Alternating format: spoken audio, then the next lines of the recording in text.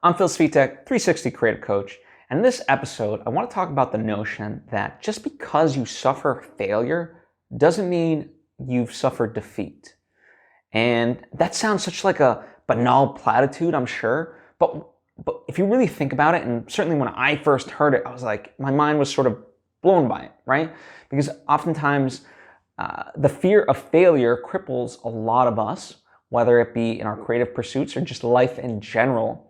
And that's why we don't go after them, right? But and it's kind of like an interesting thing because oftentimes, we hear about successful people and their various failures and so forth, and how that's part of the journey. But we almost think to ourselves like, but we can't have failure, right? And when you really start to kind of think of it in terms of like, well, just because you fail at something doesn't mean you're defeated. It almost gives you this permission where just because you fail at something doesn't mean you're a failure. That's kind of the really cool thing. To me, it was a very uplifting notion because, yeah, like we're all going to suffer setbacks and things like that. And I think that's what failure really is ultimately, is just a setback. And we can always find a way beyond it.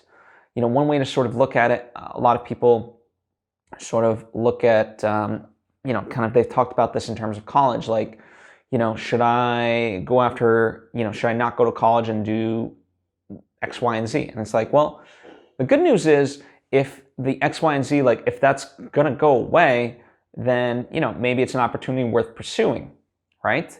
But because the cool part is you can always go back to college. Sure, they say the standard notion is that right after high school you go to college, but it's like you can go to college ultimately at any point in life. I remember seeing like a graduate that was like 40 years old at my college, and that was kind of a cool thing because it's like he graduated, he did it. He just wasn't the standard age, if you will. So I think people kind of forget that, and like I said, it's a very liberating notion, and it's something that I think about a lot, right? And failure comes in different ways, right? Like for example, let me give you kind of like a concrete version of something that I'm working on. So I'm right now in the midst of outlining what will become hopefully my second feature. Now, the sort of failsafe is that if all of a sudden like it just for one reason or another does not work, well, I can always translate the outline, the script, and so forth into a book, right? And that would be cool. Like, why not? And so, in a sense, like if you can start to think of like how to minimize the risk and just don't look at things as like time wastes, then they're not. Tim Ferriss actually has kind of a cool notion about this, is that no matter what he tries, now he kind of looks at it from the perspective of, even if I fail at this, did I gain like a new skill set that I can take with me? And I think that's a good way to look at it as well. You either gain something no matter what. Like in my case, like I'll have gone through the process of outlining and really kind of honing in on what the story is, and then I just have to translate it into a book, which of course two completely different mediums, and there's definitely going to be work involved in that. But nonetheless, it's doable because I've gone through, my mind of like what the story is from start to finish, right? So you can either have a product or you can gain a certain skill, like Tim Ferriss advocates. So, and that's really what all this is. Like when you look at those success stories that have failed numerous times in their lifetime before they hit success, Elon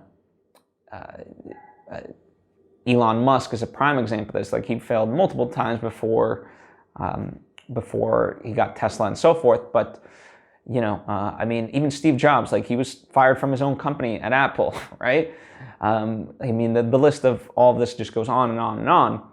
But nonetheless, through that process, they gained skills and so forth. Then they transitioned to something else, and then all of a sudden, they found the thing, and then were able to kind of combine them into that thing that would eventually become their legacy.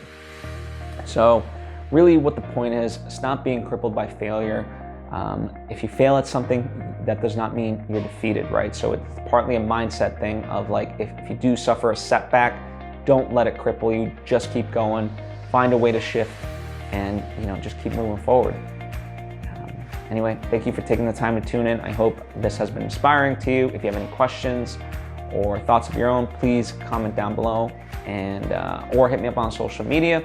If you like what I'm talking about and want to see more, then I would encourage you to subscribe and follow if you're not already. That way you get the various lessons that I put out right when I put them out. Anyway, thank you for taking the time to tune in. I hope to see you next time.